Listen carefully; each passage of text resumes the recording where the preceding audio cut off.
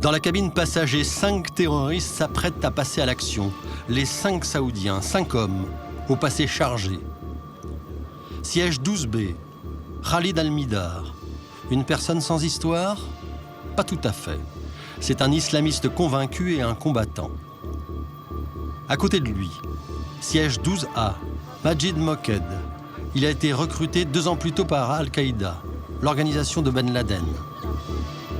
À l'avant de l'appareil, en première classe, les frères Al-Hamzi, Nawaf et Salem, sièges 5E et 5F.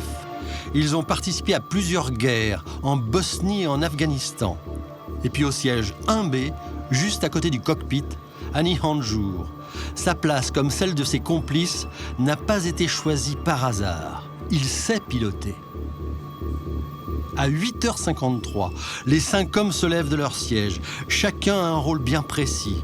Pendant que 2 d'entre eux maîtrisent les passagers de la classe économique, d'autres, à l'avant, se dirigent vers le cockpit, munis d'armes blanches.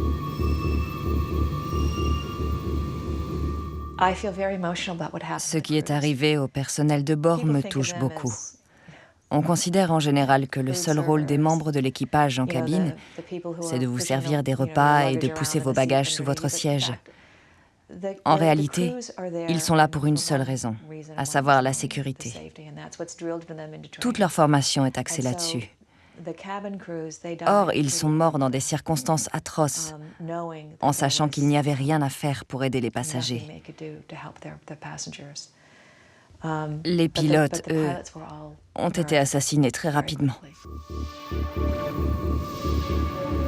Cela fait plus de 30 minutes que l'avion a décollé de Washington. Le détournement du vol 77 vient de commencer. Les pilotes ont-ils été assassinés aussi rapidement que l'affirme la sœur du commandant de bord? C'est probable.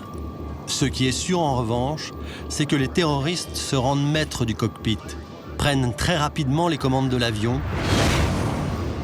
et changent immédiatement de cap, direction Washington, retour à la case départ. À 8h56, 2 minutes à peine après l'assaut, les terroristes coupent le transpondeur, l'appareil automatique qui signale la position et l'identité de l'avion.